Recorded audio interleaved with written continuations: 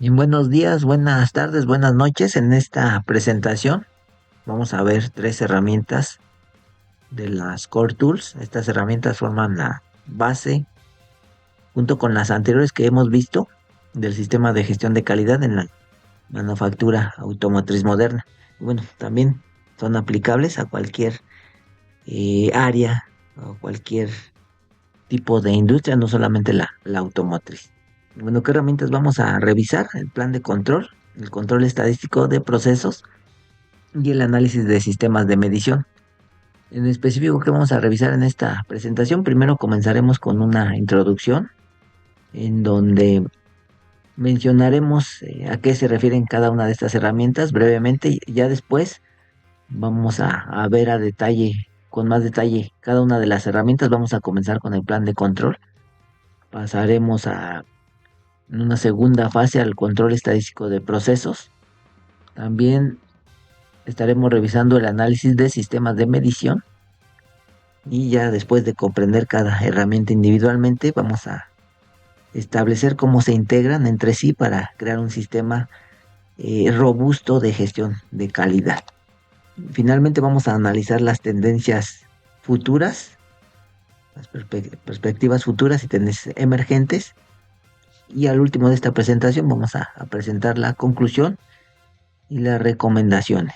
Comencemos con la introducción. Las tres herramientas que vamos a explorar, ya sabemos, fueron desarrolladas por la AIAG. Cada una tiene un propósito específico, pero complementario dentro del sistema de gestión de calidad.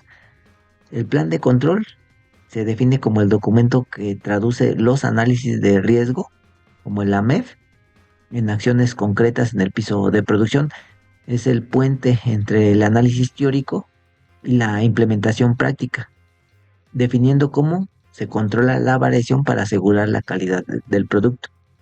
En el control estadístico de procesos, vamos a ver que es una metodología que nos sirve para monitorear y controlar un proceso mediante el uso de herramientas estadísticas. Finalmente, el análisis de sistemas de medición asegura que las mediciones establecidas en los controles de detección sean fiables y que la variabilidad no provenga del sistema de medición mismo. La relación fundamental entre estas herramientas es secuencial. Primero se valida el sistema de medición, luego se implementa el plan de control basado en este sistema de medición ya validado y finalmente se utiliza el control estadístico de procesos para monitorear si el proceso está bajo control. Entender esta secuencia y cómo cada herramienta contribuye al sistema global es esencial para lograr una implementación efectiva. Bueno, también añadimos aquí que el AMEF de proceso específicamente y el diagrama de flujo de proceso anteceden y alimentan al plan de control, y el MSA se planifica antes de la PQP, o mejor dicho, se planifica en la etapa de la PQP antes de la producción en serie. Bueno, vamos a ver a detalle las herramientas. Plan de control. El plan de control es uno de los documentos más importantes en el marco de las Core Tools, ya que actúa como el puente entre el análisis teórico de los riesgos y la implementación práctica en el piso. El plan de control se define como el documento que traduce los análisis de riesgo en acciones concretas en el piso de producción. Su propósito fundamental es definir cómo se controlará la variación para asegurar la calidad del producto, transformando los hallazgos de la MEF en controles específicos que los operadores pueden implementar diariamente. A lo largo de los años, el plan de control ha evolucionado significativamente de ser un documento estático y reactivo, centrado principalmente en la detección de defectos, ha pasado a ser un documento proactivo, enfocado en la prevención de fallas antes de que ocurran. Esta evolución refleja el cambio en la filosofía de calidad, pasando de detección y corrección de defectos a la prevención sistemática de fallas. El plan de control efectivo no solo responde a las preguntas como qué se debe controlar, sino también cómo se controlará, cuándo se controlará y lo más importante, qué se hará si se detecta una desviación.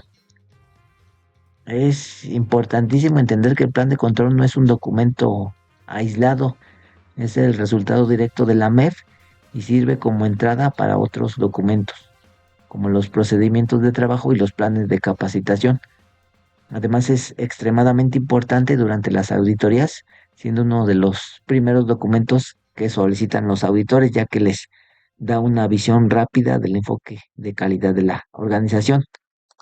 En el plan de control tenemos tres niveles regularmente: el plan de control prototipo, el prelanzamiento y la producción.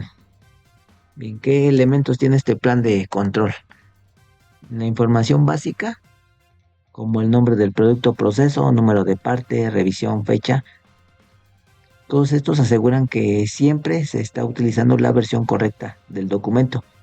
Los controles de proceso no son uno de los componentes más críticos, donde se especifican las características de proceso identificadas en el AMEF junto con sus especificaciones, métodos de medición y frecuencia de inspección.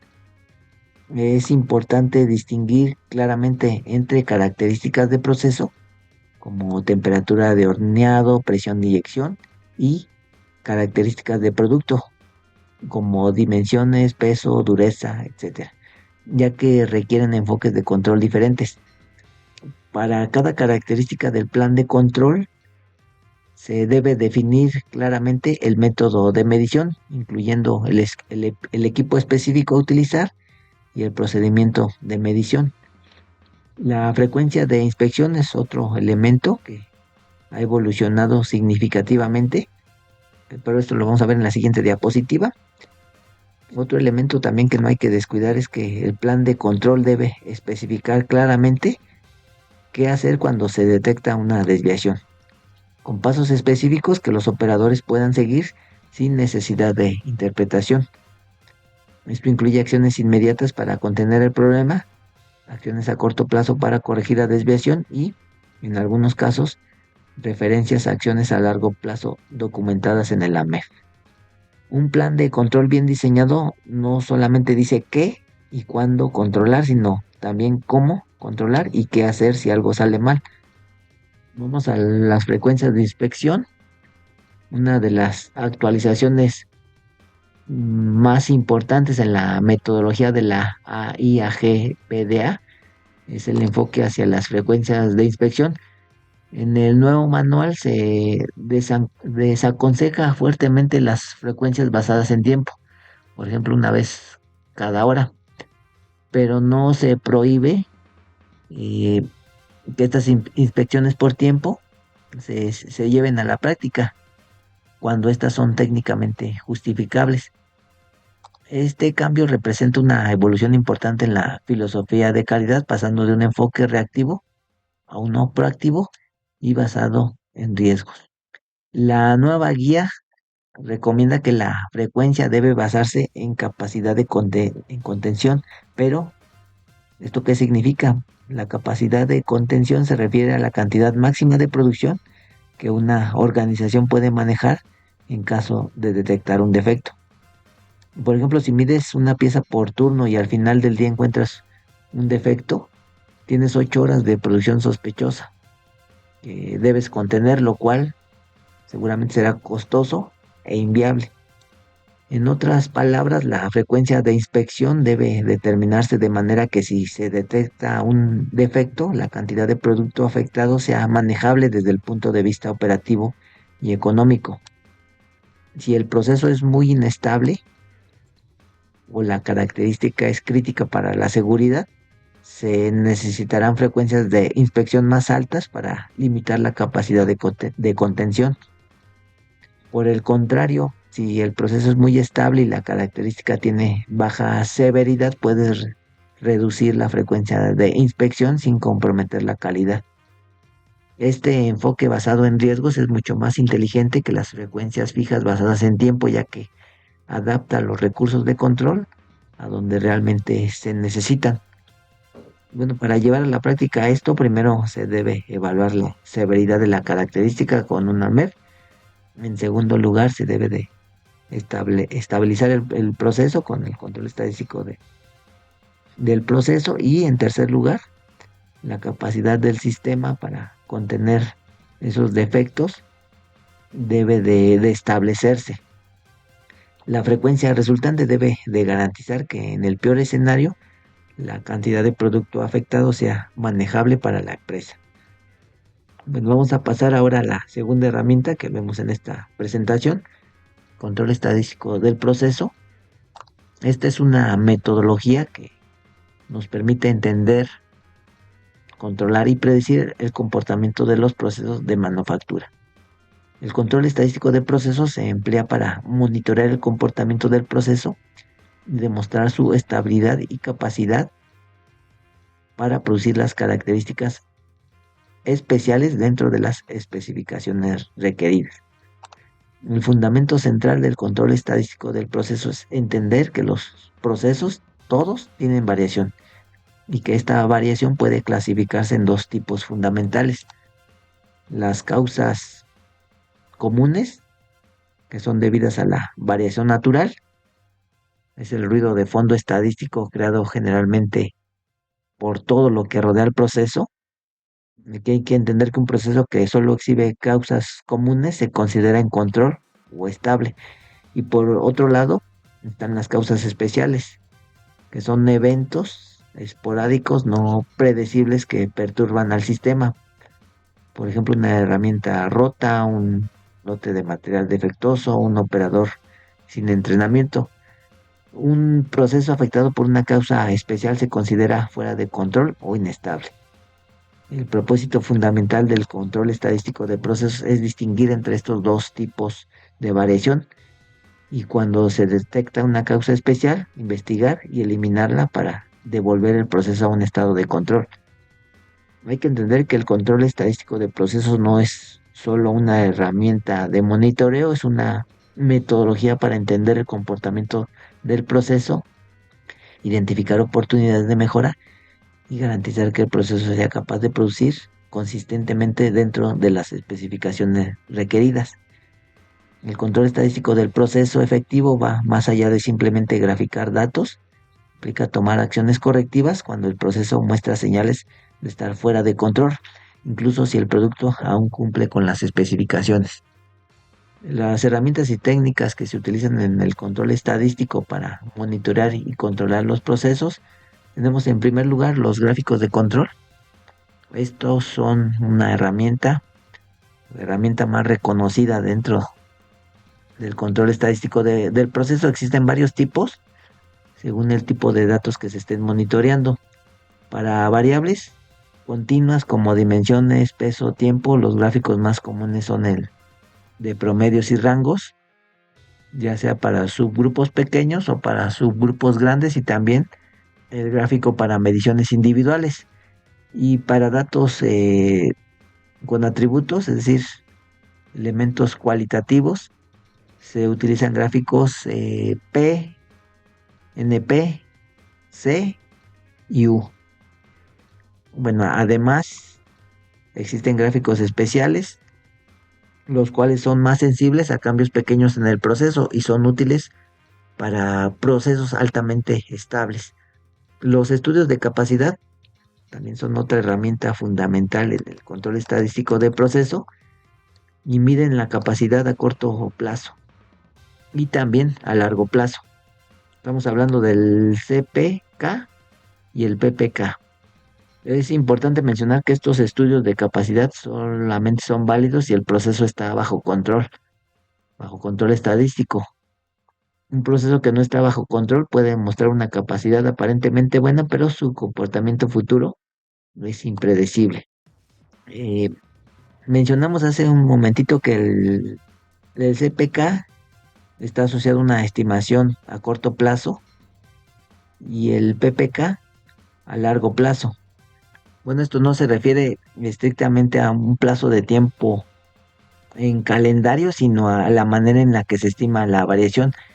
En el CPK, la variación a corto plazo implica que esa variación se está evaluando dentro de los subgrupos y en el PPK se está midiendo la desviación total, es decir, a largo plazo. Bueno, y también recalcamos que para realizar estudios de capacidad, primero el sistema debe de estar en control, es decir, solamente debe de estar afectado por causas comunes. Y también, y, bueno, esto ya sería algo redundante, pero si el proceso está bajo control, seguramente también los datos de ese proceso se ajustarán a una distribución del tipo normal. Entonces es importante verificar estas dos cuestiones antes de realizar un estudio de capacidad, que el, el proceso esté bajo control y que los datos se ajusten a una distribución normal. Bueno, vamos a pasar a la siguiente diapositiva en donde es importante interpretar correctamente los gráficos de control. Como primer lugar vamos a mencionar que los límites de control, tanto el superior como el inferior, son estadísticos y se calculan a partir de la variación natural del proceso. Si un punto cae fuera de estos límites es una señal de que algo no natural, una causa especial, ha ocurrido y el proceso debe de ser investigado, incluso si todavía está produciendo piezas buenas. La Western Electric lista algunas reglas para detectar esas señales de alerta. Básicamente son cuatro. La primera regla es que si un punto está fuera de los límites de control, el sistema, el proceso, podemos decir que todavía está en control.